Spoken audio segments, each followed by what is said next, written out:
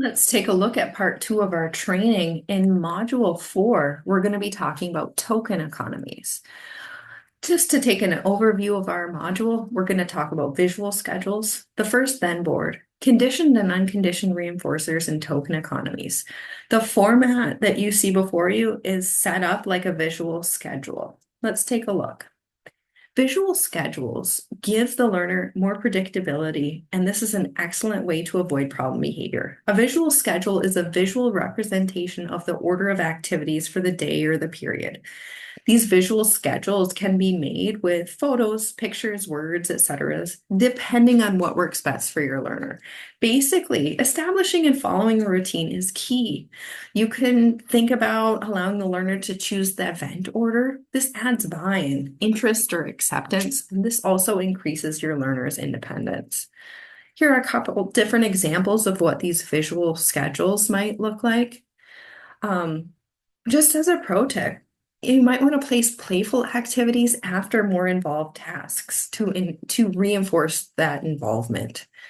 With a visual schedule, what you want to do is keep that schedule in a central point in the room, go over the events with the learner. The learner could maybe point to or name events if they're verbal. After completing an event, have the learner remove the icon from the visual support and move on to the next item. As a pro tip, adjust the number of events as needed. Do you have too many? Do you have too few? Okay, we went over visual schedules. That's finished. We're going to take that icon and place it in our box over here and go on to the next event. And we're going to talk about our first then board. The first then board looks like this. It just shows parts B and C of that contingency. It's going to show the learner the behavior and the consequence. You're going to place icons in the first and then spots, and you might explain to them in reference to these icons, first find same, then doll. You'll have them find same. Where's same? There it is. The learner gets the doll. So you're going to give them that doll 10 to 15 seconds. Then you're going to go on to the next trial. Just as a tip, you might try using the Premack principle. This means that a high frequency behavior can reinforce a low frequency behavior.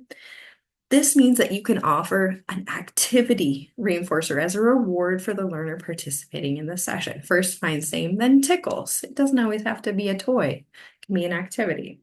So we went over our first then boards. That's finished. Let's take that icon and put it in our box over here and go on to the next icon.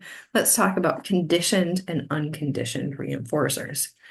Unconditioned reinforcers, also known as primary reinforcers, are stimuli that are naturally reinforcing. This is because they fulfill biological needs. Nobody needs to teach the individual that these stimuli are reinforcing. These items would include food and candy, water, sleep, and physical comfort. Conditioned reinforcers, also known as secondary reinforcers, are stimuli that become reinforcing to the individual because they have been presented together with unconditioned reinforcers. This learning process is also called classical conditioning. And here are some examples of conditioned reinforcers. We have tokens, which can be earned for positive behavior. These tokens can be exchanged for other primary and secondary reinforcers, but they're just little pieces of paper or plastic. They don't have a value in and of themselves, right? Praise, such as words, are learned to be reinforcing through the pairing with other reinforcers. So when we're born, we don't know that good job is reinforcing, but praise becomes reinforcing through that pairing, that learning process when the baby associates the praise the mother gives together with that warmth, that closeness, the hugs, the provision of food. Money, whether it is in paper or plastic form, has no ostensible value by itself, but it becomes reinforcing through the pairing with other tangibles. Grades are just numbers on paper, though we learn that they are associated with other reinforcers. How do these conditioned reinforcers work? They work through pairing. Conditioned reinforcers derive their effectiveness from their pairing with other primary reinforcers. So, for instance, if a learner consistently receives praise, which is a conditioned reinforcer, along with a warm hug, unconditioned, for the correct answer, the praise alone will become reinforcing by itself. Conditioned reinforcers such as tokens are great because they are more practical than offering reinforcement for each individual response and can give the learner access to a wide variety of reinforcers. What's that difference between a conditioned and an unconditioned reinforcer? With a conditioned reinforcer, this item or activity gains its value by association, where the unconditioned reinforcer has that intrinsic value. With that conditioned reinforcer, we have more flexibility. The learner can choose what to exchange those tokens for example. With that unconditioned reinforcer, there's less flexibility there. Those conditioned reinforcers, they rely on a learning history, while with the unconditioned reinforcers, they do not need to be learned. Okay, we talked about conditioned and unconditioned reinforcers. Let's place that icon in our box and move on to the next item. We're going to talk about token economies here. A token economy is designed to increase desirable behavior and decrease undesirable behavior with the use of tokens. A person served may receive tokens after displaying either desirable behavior or no undesirable behavior. Tokens are collected and later exchanged for a preferred item, activity, or privilege. Using a token economy, you can increase the number of trials before the learner receives reinforcement. This system increases predictability for task demands. The token has no value in and of itself. It only gains a value after that token board is completed and exchanged for a reinforcer. Just so you know, a token is a generalized conditioned reinforcer. Tokens are a form of positive reinforcement or reward. They can be accumulated and spent on a wide variety of preferred items or activities. One thing to think about, is it fun for that child to get that token? If it isn't, it should be. Remember to pair the tokens with social reinforcement, hugs, squeezes, spaghetti arms, tickles, flying the reinforcer in front of their eyes. We want to see that even receiving a token becomes reinforcing. And especially a lot of our learners might not find intrinsic reinforcement from a lot of the things that we do. So either way, how you're going to present this is first activity, 6 stars, then doll, or 6 tokens, then doll. So let's go through and let's take a look at how this would be with our learner. So they have to earn 6 tokens. We say, show me nose. They show us nose. Cool. What's this? Ball. Nice. Next token. What's your name? Iara. You're rocking it. 3rd token. Show me jumping. They jump. Wow. They get their next token. If in the middle of going through, we've got 4 of the 6 tokens, that learner gets distracted, what you're going to want to do is just pick up that visual support and remind them what they're working for. Remember, first activity, then doll. What's this? Cat. Book, repeat, book, book. What's this? Book. Show me nose. Excellent. So basically what happened there was our learner made a mistake. We provided them a prompt or some tips to help them get the correct answer. Then we added in a trial that's easy for them that we know that they know how to do, so we could provide that next token for them after a correct response. How old are you? 4. Woohoo! You got all your stars. They completed it there. Now you can play with doll. Okay. That said, tokens can be earned also for not engaging in challenging behavior. So here you might have a set number of tokens that can be given for each time period in which there is no challenging behavior. Your behavior analyst is going to set this interval. It might be 1 minute or 5 minutes. Some learners might be able to do something for 30 minutes or not do something for 30 minutes, right? But you'll have your timer going, and if the individual engages in problem behavior during that time, they lose that opportunity to gain that token. So if they act, the point with this though is that if they act out first thing in the morning, but then they don't have any challenging behaviors for the rest of the day, they can still earn the rest of their tokens. Okay, so we do want to give them that chance. Staff will be able to remind the person served that even if they have lost the opportunity for all the tokens, they can still turn the day around and earn the rest of the tokens. Tokens earned will be at the staff's discretion and will depend on the behavior. Make sure to talk to your behavior analyst. Make sure that this technique is guaranteed for success with, they might not earn all of them, but they can still turn things around.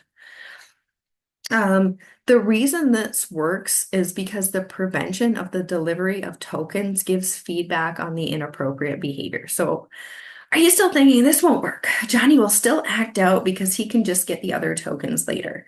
This is a common misconception of this strategy, and think about it like this. You're late for work. You don't get paid for the time you weren't there. When your paycheck is a little lighter, that will bum you out and give you the feedback that you need to work on that to get to work on time, but you still earn the rest of your reinforcer. You're still there for the rest of the workday. This may need to be tweaked, and remember, do change ideas with your behavior analyst to make sure that this is reinforcing and working and in reference to the behavior of interest. Also important to remember that tokens can be earned for appropriate behavior. They can also be earned for that specific desired behavior. So usually a visual or chart of some kind can help to keep everything straight. So for example, with sweeping, you can earn 3 tokens. Going for a walk around the block can earn you 1 token. Taking a trash can out can earn you 7 tokens. So make sure that that's clear to the learner and they know what these are worth. If the person served is doing well and going above and beyond what was asked for that of them, so they're managing a situation well that would normally have been hard for them, give a bonus token. You want to make sure that we are rewarding the appropriate behavior so that it will increase.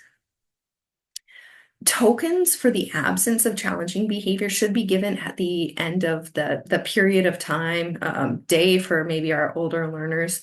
But tokens for appropriate behavior and bonus tokens, they need to be given as the behavior occurs immediately. So if they earn 3 tokens for sweeping, then give them the tokens as soon as they are done sweeping.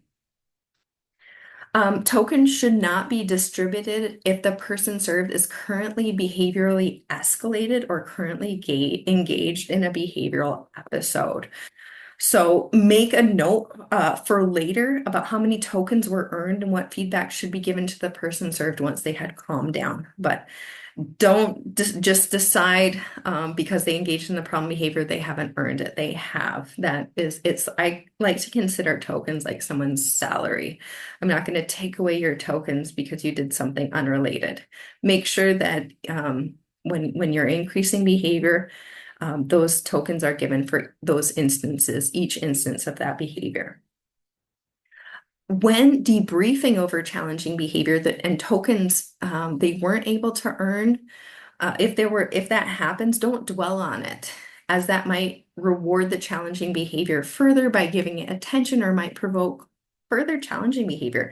So when a person served earns a token, remind them why they earned it. You earned 4 stars for coming down and using your words with staff, with peers, etc.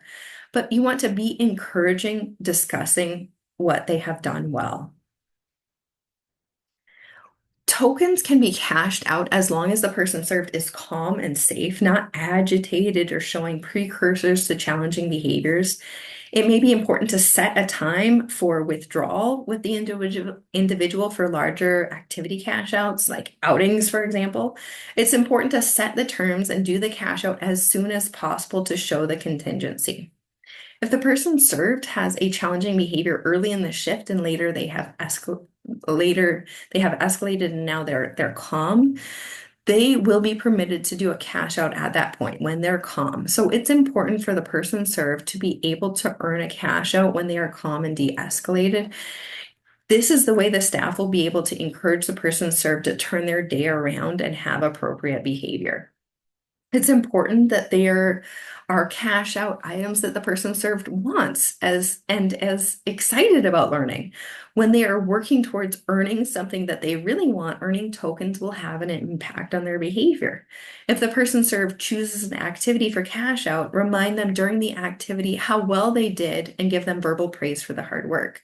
Try to keep the cash out options updated.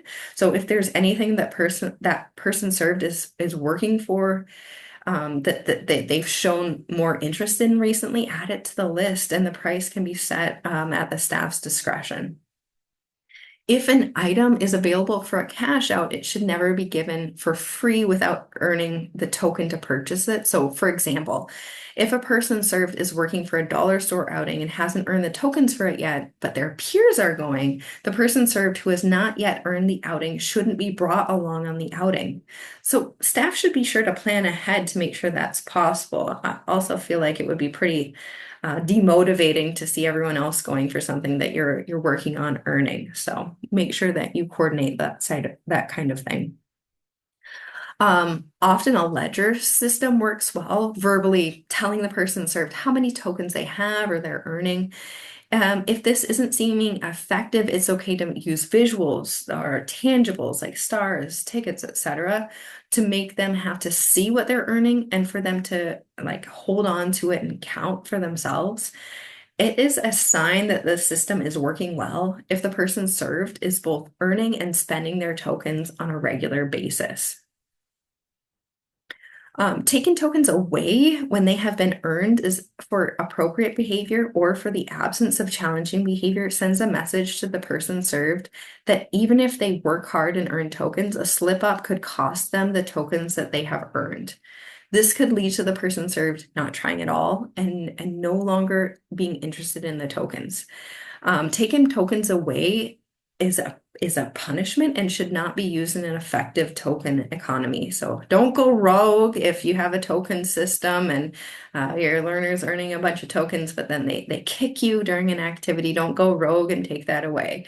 Anything like that should be discussed with your behavior analyst. Best practice is token earned, token kept.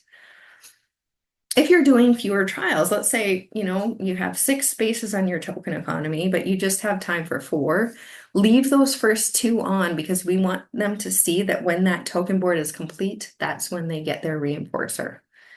Is your learner working on eye contact? Well, remember to hold those tokens close to your eyes. Wait to provide them until you have that eye contact. What if the learner has never worked with tokens before? Why don't you just start with 1 token at a time? You did activity, boom, let's get doll. What if you see problem behavior when you are not finished, you have not completed that token board yet? If the learner engages in problem behavior when the token board isn't complete yet, insert some easy trials or give some physical guidance or prompts for the learner to respond easily, only giving the tokens contingent on appropriate behavior and not right after problem behavior. What happens if, oh my God, you forgot to give that reinforcer? You're going to give her a reinforcer at a certain point, but didn't, no matter what the reason is. When you remember, give the reinforcer explaining the contingency again. You did the activity, now you can play. And this can be tricky, I know, for parents. Like, you promise your kid, chocolate for cleaning his room or something, but then finishes cleaning his room and then he starts playing video games. He forgets about the chocolate. Well, it's just so important to be consistent and show the learner that they can trust you, and that you hold true to your word. So I would still give the chocolate and say, you cleaned your room, here's your chocolate. Okay. During our session, we basically want to make sure that the client spends their time chilled out, engaged, and happy. If we do not have these conditions, it's time to return to building rapport and get assent from the client before continuing with programs. Make sure these instances are part of the session notes and discussed with your supervisor if the client is not chilled out, engaged, and happy during session. If you haven't completed the token board, but the learner isn't chilled out, engaged, and happy. If this happens, you can insert some easy trials or start using stop using intermittent reinforcement to finish sooner. So you make the demand a little smaller, but avoid finishing as a result of problem behavior. The child could also ask for a break and finish later. If it isn't working, if that learner is not earning tokens or spending them, this is problematic. And it's either because their reinforcer is not enough for the work being put in, the bar is set too high, they're not motivated by the items or activities available for cash out, or they have a history of tokens or other reinforcement being taken from them. How do you troubleshoot if reinforcement isn't enough? So it's important to remember. It's important for the reinforcement to match the task at hand. So if the person served is being asked to do something that's really hard for them, they should be given a larger reinforcement. In this case, maybe more tokens.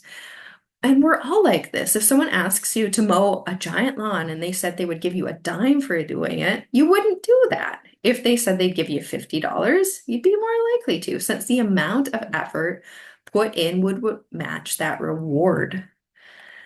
The amount of reinforcement necessary, we might have a situation where the amount of reinforcement necessary varies for each person that we serve. So if someone rarely has any challenging behaviors, then giving them 50 tokens a day for the absence of challenging behavior is not reasonable. It's just too much. If someone acts out an average of 5 times a day, offering 1 token each day for not acting out would not be reasonable. It's just too little. So finding the right amount of reinforcement to match the demands can be an easy way to fix your token economy. And what about if the bar is set too high? Sometimes that person served isn't earning any tokens because they can't earn any tokens. Perhaps the expectations are set too high for them and they aren't able to earn any. So if the token economy seems impossible to them, they will not participate. It's important to tailor the demands you give to the person served and set them up for success. So for example, if the person served is nonverbal and they can only earn tokens for talking, they will not be successful. This could even lead to more challenging behavior if they are frustrated. Giving tokens for effective communication with an icon binder could be a reasonable place to start depending on the skill level. Sometimes a person served isn't earning or spending tokens because they don't care about the options for cash out. So if the individual doesn't like candy and that's what's available for cash out, they're not going to work for it. Preference assessments are an important part of a successful token economy. Making sure that things are available for cash out are updated as the preferences of the person served changes also helps. Remember that cash out doesn't need to be a tangible item. It can also be experiences and privileges, such as a preferred outing. Some people we serve have a long history of behavioral programs, many that have probably included token economies. If the person served has had tokens that they have earned for appropriate behavior taken from them for inappropriate behavior, they may be less likely to buy into that token economy. This can be solved by being clear about what you expect from them and what they can expect from you, and then follow through. A token economy will not work if staff isn't consistent about following through. So if the person served expects to receive a reward for doing something and then does not receive it, they will no longer engage in that behavior. If you tell the person served that you will not take their tokens for inappropriate behavior, then do it. They may not think that it's worth it to earn any tokens anymore if tokens are just being taken away. If you do not follow through, the person served will not either, and there will be no behavior change. Here are some final tips. Be clear about your expectations for the person served. Be clear about what the person served can expect from you. Set contingencies before challenging behavior occurs and not during, and definitely not after. Set up how many tokens can be earned and prices for cash out and keep them consistent. Follow through on expectations, your reactions, contingencies for earning how much is earned and how much cash out costs. So we talked about our token economies, so let's take that off and put it in our box.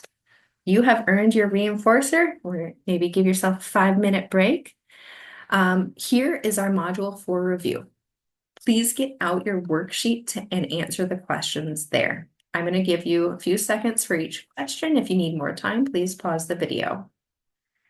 Module 4, question 1. Describe in your own words what a visual schedule is and what it can be used for.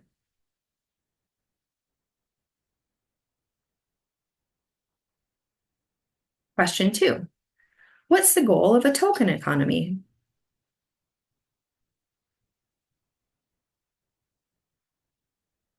Question 3. What are 3 things tokens can be used for?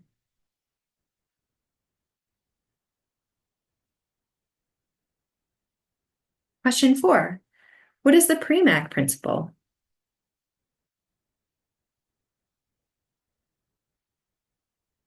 Question 5. True or false? It doesn't matter when the cash out happens.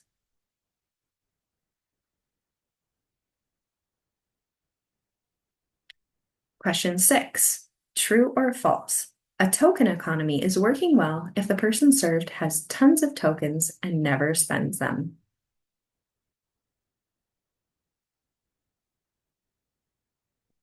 That's it. You have completed Module 4.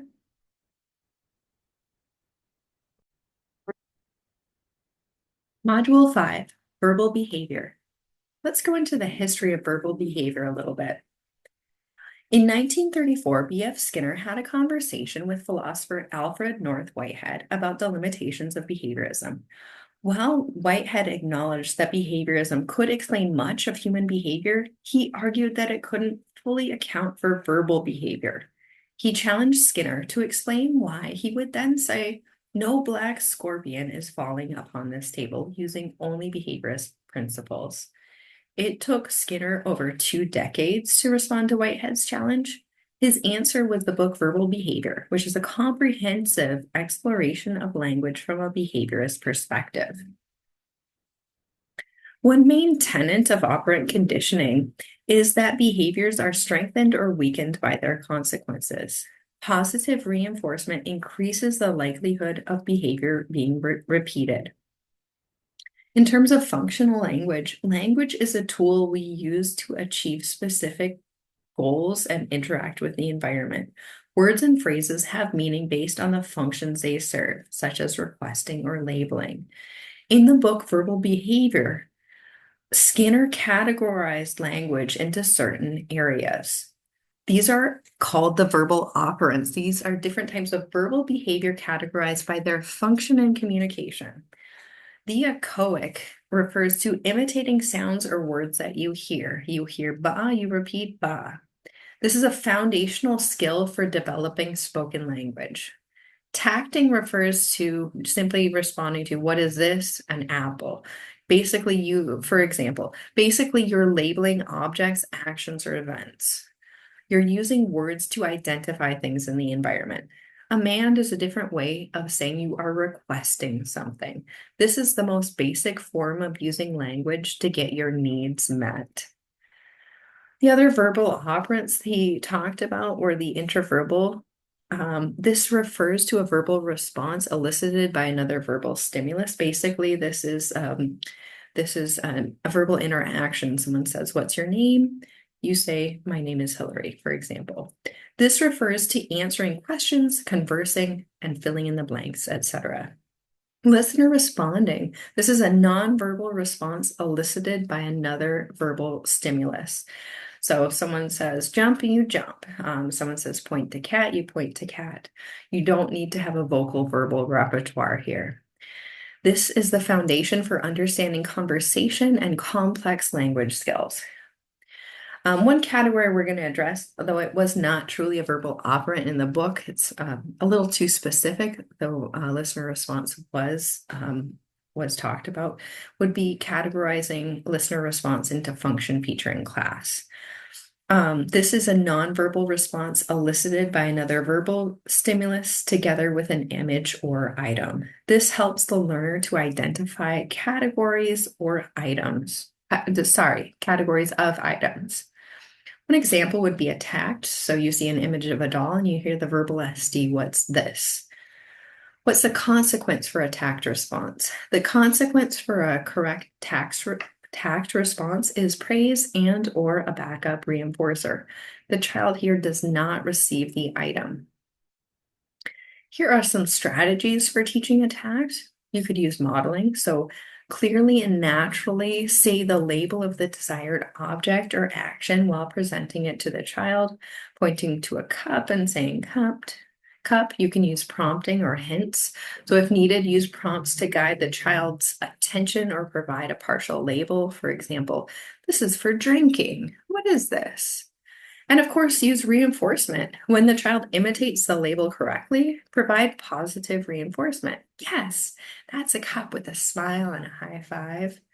You are going to want to fade those prompts back. So gradually decrease prompting as the child becomes more independent in labeling. And you want to provide lots of opportunities to practice. So create opportunities for the child to use the newly learned label throughout the day. For example, you can ask, what do you want to drink during snack time? With the verbal operant mand, you might see the SDs of a juice cup on the table and the possible verbal SD, what do you want? With the mand here, the response is under the control of a motivating operation. What this means is that the individual wants the item or activity. A mand doesn't always or even usually have verbal SD. Though we may need to start here with some of our learners, usually they make the request in reference to an item seen or an item in another room. What are the consequences for mands? Now, this is important. The consequence for a mand, this is a request, is that specific action or item from the listener. They basically fulfill the request. The child says, juice, please, you give them a juice. An important note on mands, it's really important to note that mands depend on that motivating operation. A different way to say this is that if the learner has to want to receive what he is requesting. If the learner says plane please and then doesn't look at it or interact with the plane, this was not a true mand. Here are some strategies for teaching the mand. In terms of motivation, wait for the child to initiate a request for something they want, like they're reaching for a toy. Provide that item and reinforce. You want to provide that desired item immediately and pair it with reinforcement for the attempted communication or the communication. So give the child the toy and say, yes, here's the toy. You can use prompting. If the child doesn't initiate communication, you can prompt by saying the first sound or word of the desired object. If they're reaching for a ball, say but and encourage them to say ball. You want to shape that mand, so gradually require a more specific form of communication. You might start with a word or gesture to receive an object before you work up to the word or the icon. Or the button on their CAA device they request that with. And finally, you're going to want to fade that prompt back. As the child becomes more consistent, fade out prompts and encourage independent manding. Here's a typical echoic SD. Echoic, again, is just repeating something. So with an echoic, you might give the verbal SD, say la, and they repeat la. What is the consequence for an echoic response? Something like nice work. So you want to give them praise and or a backup reinforcer. Here are some hints for teaching echoic. You might want to use modeling. So clearly and naturally say the desired word or sound multiple times. You might want to start off by exaggerating pronunciation slightly to capture their attention. You want to use positive reinforcement. So when the child imitates you, even partially, provide positive reinforcement, a smile, praise, high five. This is going to encourage them to continue trying. Are going to want to then increase complexity, gradually increase the difficulty of the sounds or words being modeled. Start with simple syllables or words and progress to longer phrases. And also be sure to make it fun. Use games, songs, and activities that involve imitating sounds or words to keep that child engaged. What are the typical SDs for an interverbal response? With interverbal, they are responding to a verbal SD. So for example, what's your name? SDs for interverbal activities can vary a lot as they are different. They could be different fill in the blanks. They could be questions or statements that must be responded to. What's the consequence for an interverbal? The consequence for teaching an interverbal, so you have that verbal SD, what's your name? The child says Lily, you say nice job saying Lily. The consequence for a correct interverbal response is praise and or a backup reinforcer. Here are some tips for teaching interverbal. You want to start simple. So begin with questions that have predictable answers and clear prompts, like what color is your shirt while pointing to a blue shirt. You're going to want to model the desired response by saying the answer yourself initially. So this shirt is blue. If needed, provide prompts to guide that child's response. It's not red, it's when the child responds correctly, provide positive reinforcement, of course.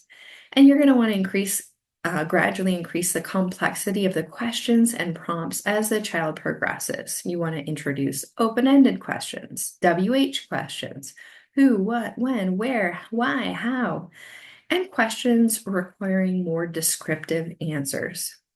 Moving on. What about a typical listener response SD?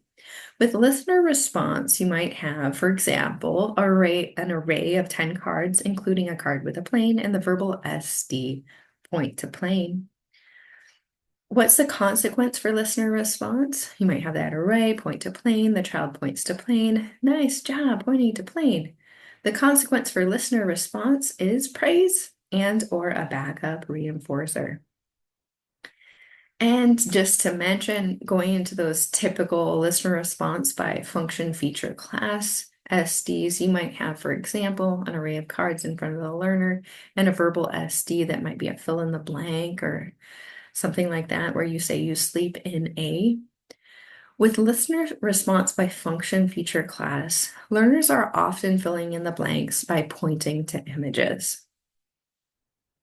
What are consequences for listener response by function feature class? You're going to be looking at a verbal praise and or a backup reinforcer here. Okay, we have reached our Module 5 review.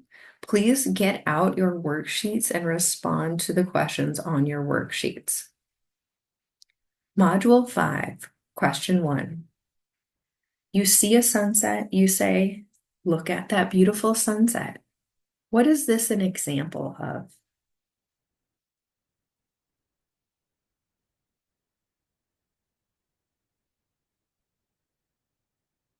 Question 2, you hear, Old MacDonald has you say, farm. This is an example of a.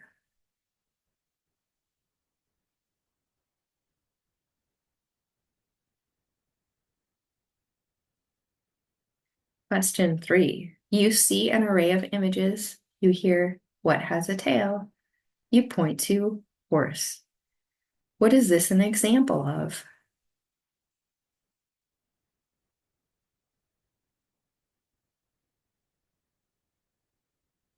Question 4, you want a cup of water. You say, water, please. What is this an example of?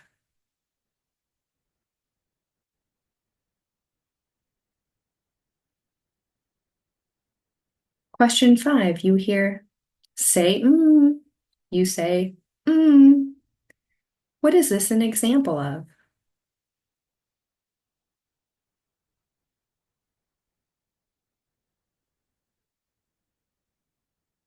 Question 6, you hear, jump.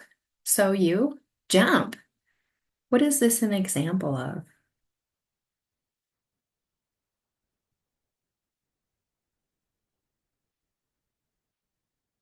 Question 7, please write in, what is the difference between listener responding and imitation?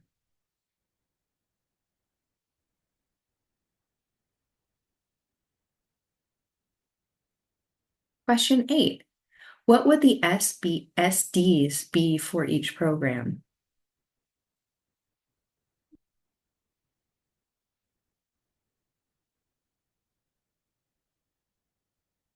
All right, you have now completed Module 5.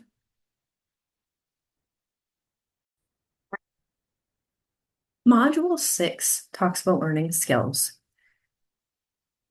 This module will discuss specifically the definition of discrimination training, how to establish stimulus control and discrimination chaining, and it will compare and contrast DTT versus NET. Stimulus discrimination is when we have a behavior occurring in one stimulus condition, but not in another condition. So, for example, when Billy removes his clothing when he is in the bathroom about to take a shower, but not at school when he's about to go to recess, Billy is using stimulus discrimination. Discrimination training involves teaching a learner to recognize relevant environmental cues about which situations certain behaviors are appropriate and which situations they are not. So, how do we discriminate between SD and non-SD situations? Well, the first step of teaching a learner to discriminate between these two different stimuli situations is identifying the relevant environmental stimuli that signal that the behavior is appropriate or wanted in this situation. A behavior will likely encounter reinforcement if it happens in response to that or those SD or SDs. This is called the SD or discriminative stimulus. On the other hand, we also need to identify and teach the learner what environmental stimuli are signals that the behavior is inappropriate or unwanted in this situation. A behavior will not likely encounter reinforcement, or in other words, it will encounter extinction if it happens in a non-SD situation. Here are some examples of SD and non-SD situations. So we eat at the dining room table, and at the kitchen table, we do not eat on the floor or in class. We yell at sports games or in crowded places where it's hard to hear. We do not yell at the dinner table or in class. We brake at red lights. We accelerate at green lights. There are often more than one discriminative stimulus for a response, but it's important to choose the most obvious. A discriminative stimulus signals for the learner that the target behavior will likely encounter reinforcement in this situation. So, an SD would be in the bathroom, mom turns on the bath water. Billy will likely be told, "Good job for taking off his clothes here." An SD situation, teacher says, "What's your name?" to Amanda. Amanda will likely get a smile or compliment if she says Amanda. SD situation, Sarah walks up to her friend who's crying. Sarah will likely receive reinforcement for asking what's wrong. And another SD situation, on a cold day, Sandra's mom is rubbing her arms on the couch. Sandra will likely receive reinforcement for giving her mom a warm hug here. What about inappropriate situations? Basically, every response has a stimulus situation in which it is not appropriate to admit that behavior in. So it's important to teach our learners that if they engage in this behavior in an inappropriate condition, it will not receive the reinforcement it would in the SD condition, or may even be punished. So again, we had a situation where mom was turning off the bath water in the bathroom. What's an inappropriate situation? Let's say on the playground, other children turn on the hose. Billy will likely have kids scream and tell him to get dressed for taking off his clothes here. We had before teacher asking Amanda what her name was. An inappropriate situation would be the teacher asking Amanda, "How old are you?" She will likely get a confused look or a correction if she responds with Amanda. We had Sarah before walking up to a friend who is crying. An inappropriate situation would be Sarah walking up to a friend who is smiling and playing. Sarah will likely get a funny look for asking what's wrong. Before, we had Sandra's mom rubbing her arms on a cold day. An inappropriate situation would be on a cold day, a stranger is rubbing their arms on a park bench. Sandra here will likely get yelled at and pulled away by her mom for sitting and giving a stranger a warm hug. Kids may notice that one parent is an SD for reinforcement of requesting cookies while the other is not. So in this case, they will come to mom to ask for cookies all the time, but never bother to ask dad, for example. We know dad isn't going to give us the cookies. Mom is that SD for reinforcement of cookies. So just stop it, pause, try to think of the answer yourself. This isn't on the worksheet, but just to ask, what is an SD?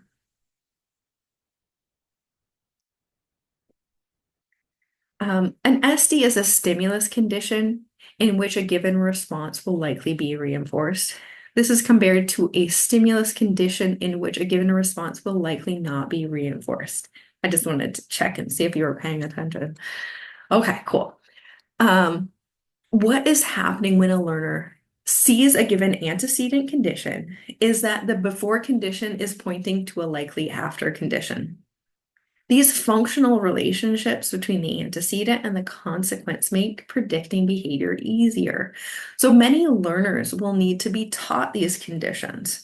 So what are some examples you guys can think of for discriminative stimuli or SD and inappropriate situations? Just take a minute and think about it. Some learners will have difficulty for making discriminations when learning a skill. So Ben learns to say mom when he sees a woman with brown hair and glasses picking him up from ABA. His mom. It's great. But Ben also starts calling all women with brown hair and glasses mom. That can make, he's having some discrimination difficulties here. Abby learns to say car when she sees a vehicle with wheels. The problem is Abby now calls trucks, scooters, and buses car as well.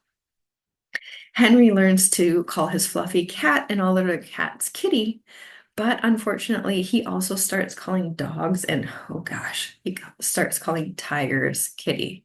This could be a difficult situation. So how do we avoid discrimination failure? As you can imagine, there are many risks involved with teaching a skill, but not teaching the learner to discriminate between stimulus conditions. It's best to plan from the beginning to teach the learner what these conditions are. Discrimination training involves teaching the learner that the target behavior will be reinforced in the SD condition and it will not be reinforced in the non-SD condition. We can actually teach learners to discriminate in typical learning trials in ABA. So we have an array that's put on the table. It's got a dog, cat, and mouse. The instructor says, point to cat. The learner points to cat. And then the instructor reinforces that behavior. So if the learner had pointed here to dog, the instructor would have corrected this error. The instructor would not have reinforced the incorrect response. So this is also why it's important to always have 3 items in an array. If the learner is not discriminating between items, they're not learning what the essential features of the items are. And we're going to be talking about the number of items in another module. In discrimination training, first you're going to want to define the target behavior as well as the appropriate SD and the inappropriate situations. The SD and inappropriate situation should be presented with corresponding consequences. Obviously, reinforcement for the SD and extinction for the inappropriate response, or the inappropriate situation, the non-SD situation there. The learner should be given multiple opportunities to demonstrate this discrimination to show mastery. This mastery should be 80 to 100% for 3 consecutive trials. You want to be sure to monitor for skill retention and generalization here. Stimulus control has been achieved when a learner is able to perform a specific behavior in response to a particular condition or signal. Let's take a look at stimulus discrimination here. Before, Anna has no praise. We've got the behavior of Anna saying Anna. In the SD situation, the teacher asks what your name, and after Anna receives praise. But if we had that inappropriate situation, the teacher asks, how old are you? And Anna says, Anna, after Anna has no praise. Here's another example. Before Bobby has no candy, we have the behavior of Bobby pointing to candy. In the SD situation, grandma is present, and after, when grandma's there, Bobby receives that candy. But if Bobby points to candy in an inappropriate situation, when mom is present, after, Bobby has no candy. Let's take a look here at chaining. The person served is struggling with a complex task. A great next step here is to first define and list the steps involved in the task. This is actually referred to as a task analysis. Once the task analysis is complete, we need to decide on the best way of teaching the individual served the skill. So one way of doing this is by chaining. Chaining is a procedure used to teach a skill one step at a time. There are 3 different types of chaining procedures that we'll be learning here. We're going to take a look at backwards chaining, forward chaining, and total task chaining. Something that all of the chaining procedures have in common is that they're used for teaching the individual served how to do a task. In doing so, we need to remember that teaching methods will vary depending on who we are helping. Will it be more helpful to use most to least prompting, least to most prompting, a verbal prompt, a model prompt, etc.? We'll be learning more about the different ways of prompting in the next module. This module here is just going to focus on the chaining, so don't worry about that for now. We also need to have an understanding of what it means to be fluent or to master a skill. Fluency and mastery mean that an individual is able to perform the task or a step in the task on their own in an appropriate amount of time without mistakes. The minimum requirements for mastery is 80% accuracy over the minimum of 3 trials. This is only a minimum requirement. However, for some skills, 100% accuracy is needed to successfully complete a task. In backwards chaining, all of the behaviors involved in completing a task are completed by the trainer except for the last step. So the trainer can either use a hand over hand prompt for all of the steps leading up to the last step and perform all of the steps for the learner up until the last step. But the final step by the learner, we're going to have that learner complete it by themselves. So once the final task of the final step is learned fluently, the step before it will be taught, and all of the behaviors in the task will be completed by the trainer, except for those last 2 steps. This continues until the learner can complete the entire task independently. And I know that seems strange, the idea of using backwards chaining, but in fact, it's the more natural one. You help the learner complete it, and then they are just drying their hands, for example. Let's take a look at an example of backwards chaining. So the staff is teaching Jack to put his shirt on independently. They have this task list. Step 1, pick up shirt. Step 2, pull shirt overhead. Step 3, put one arm through the armhole of the shirt. Step 4, put the second arm in the armhole of the shirt. And step 5, pull the shirt down over stomach. Well, since this is backward chaining, the staff are going to complete steps 1 through 4 for Jack.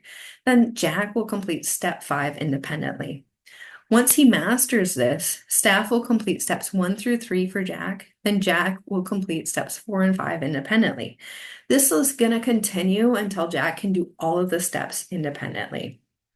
Let's take a look at forward chaining.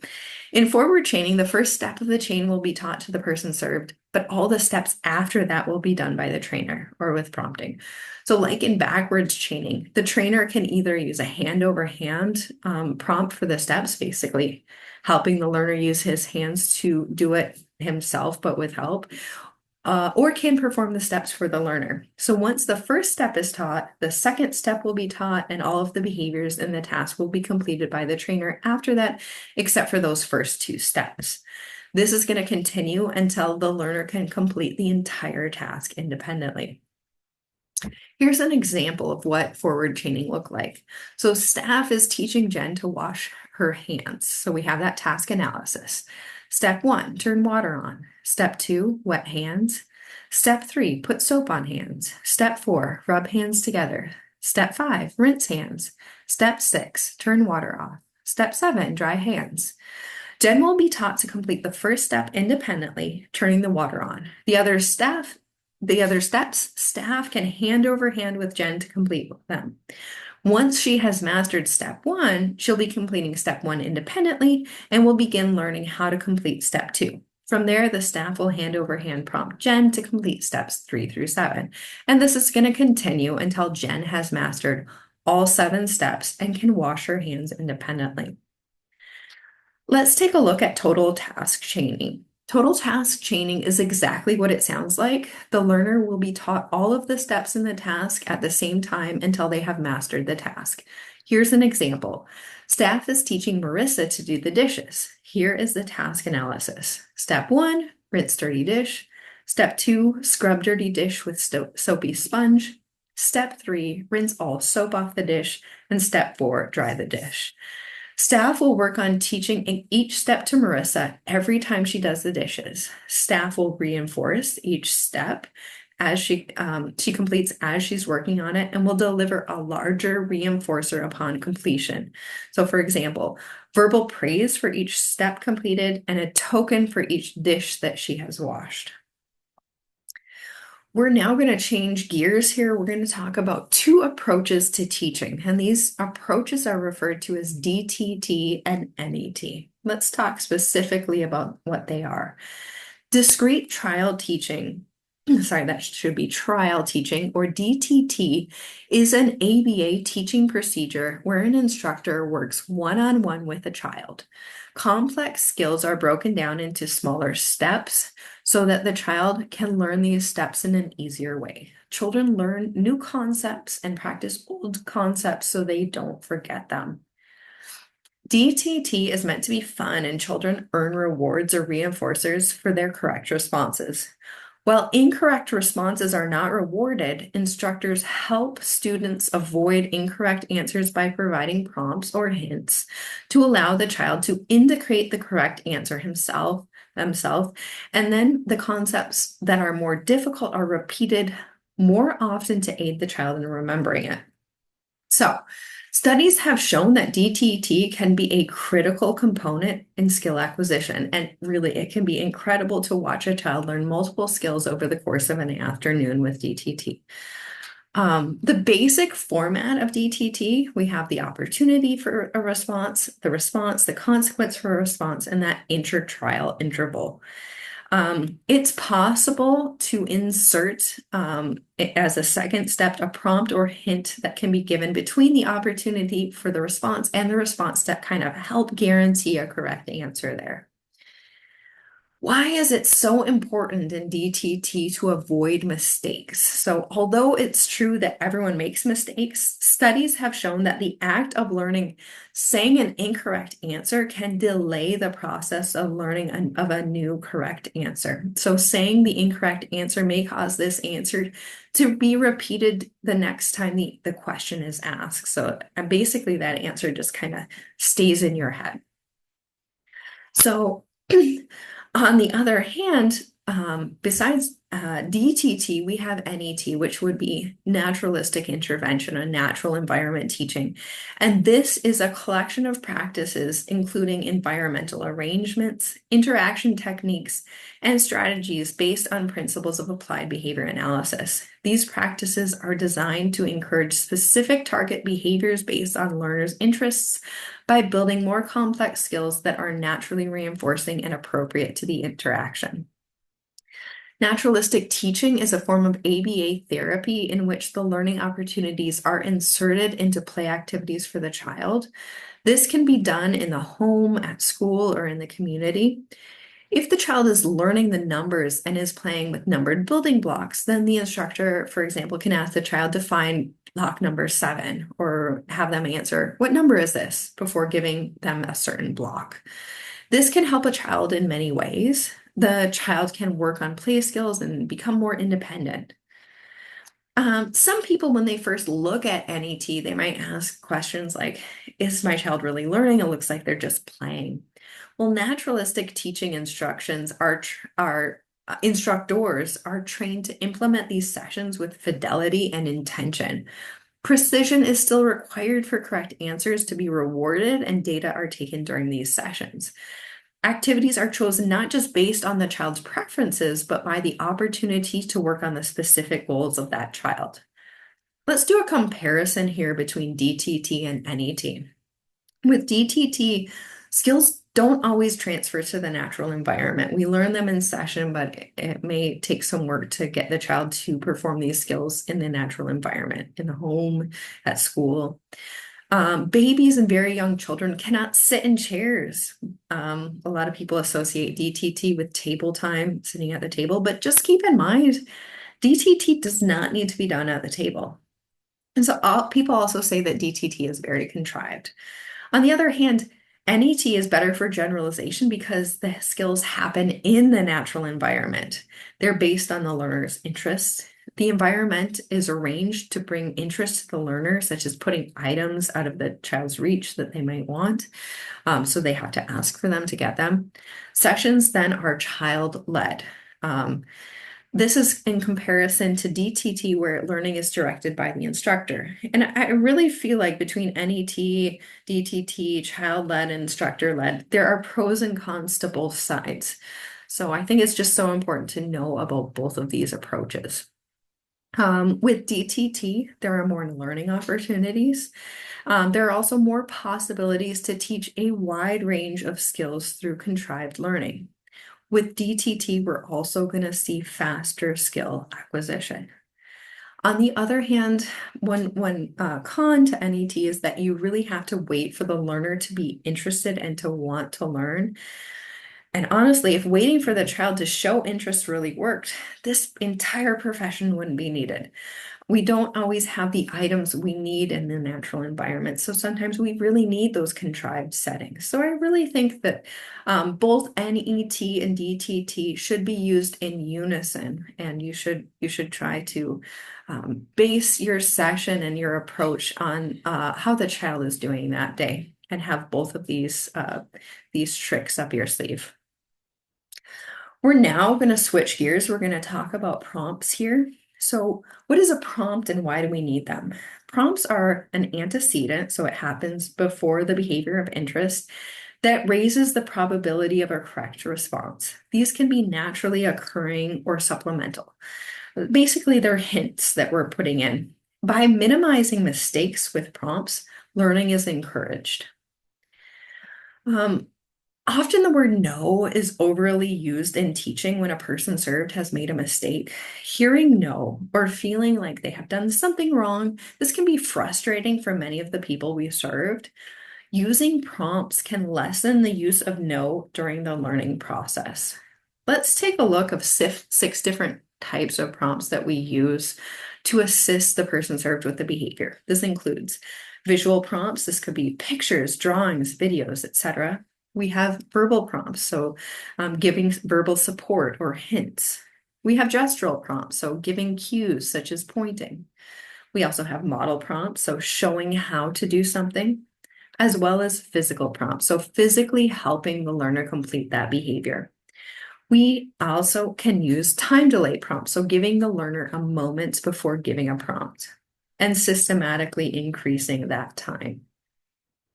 With visual prompt, a visual prompt, this can be a picture, drawing, photograph, video. The trainer might say, clap your hands, and then play a video of someone clapping their hands before that learner claps.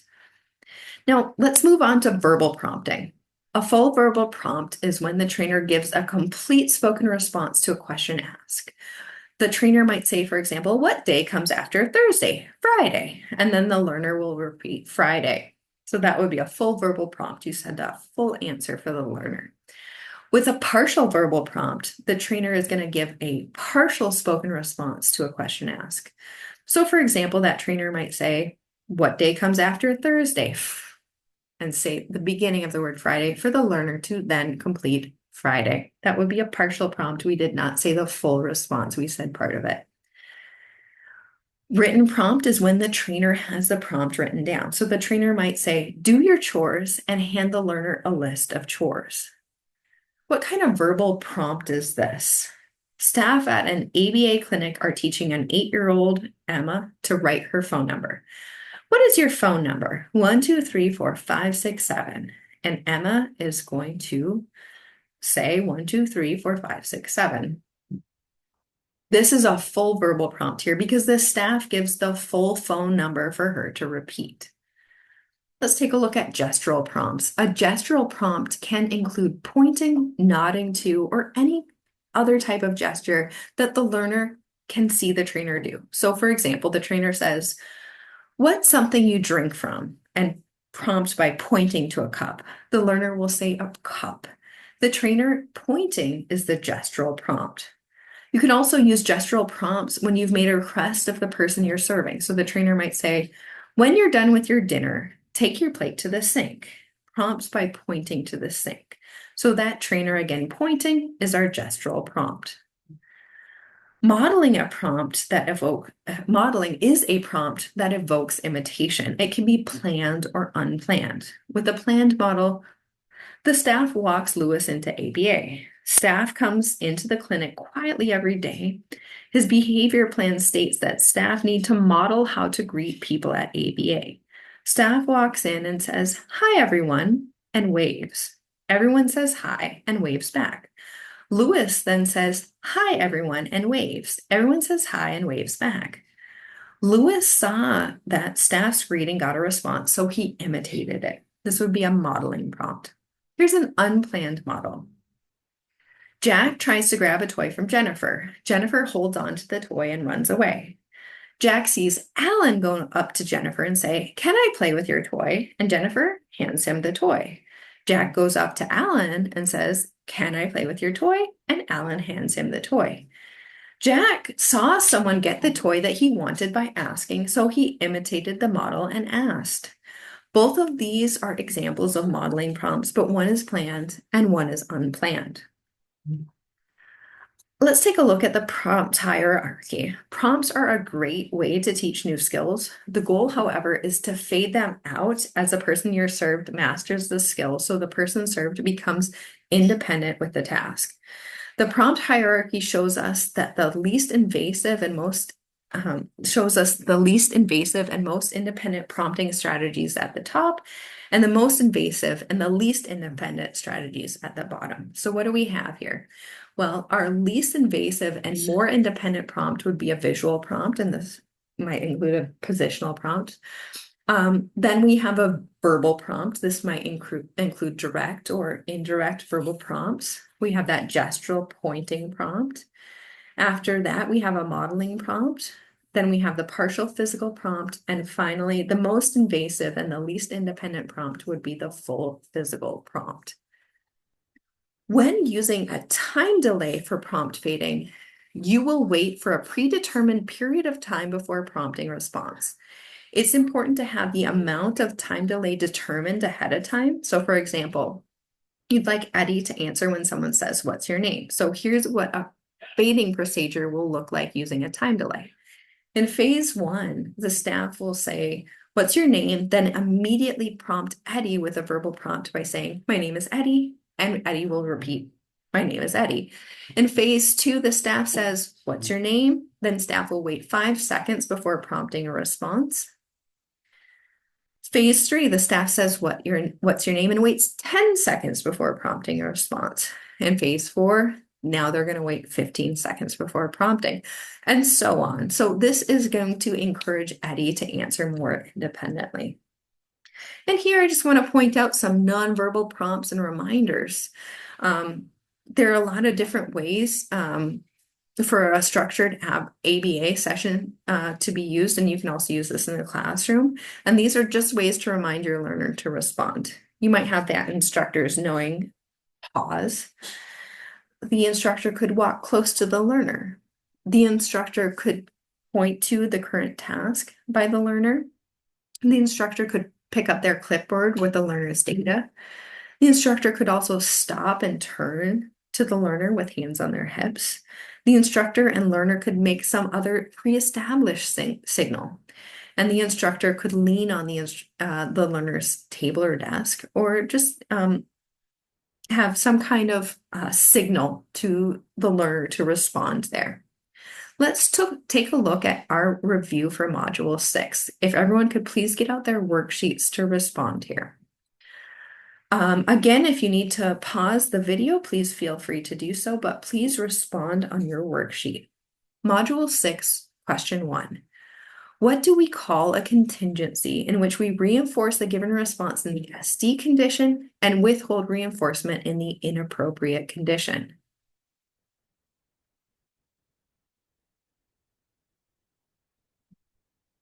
What does it mean when a learner can perform a specific behavior in response to a particular condition or signal?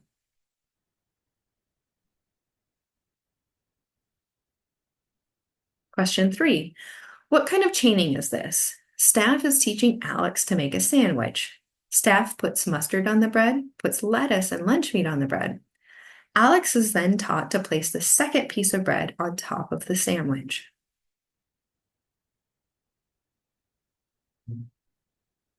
What kind of chaining is this? Staff is teaching Tim to wash his hands. They give him verbal instructions and praise as he completes each step. Tim completes each step independently.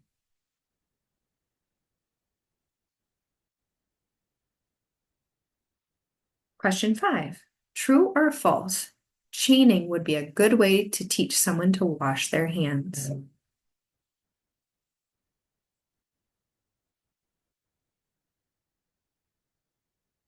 Question 6. Which teaching strategy, DTT or NET, is more effective and more highly recommended for teaching new skills?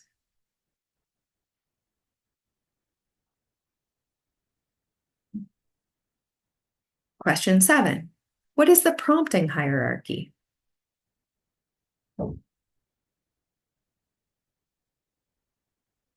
You've completed Module 6.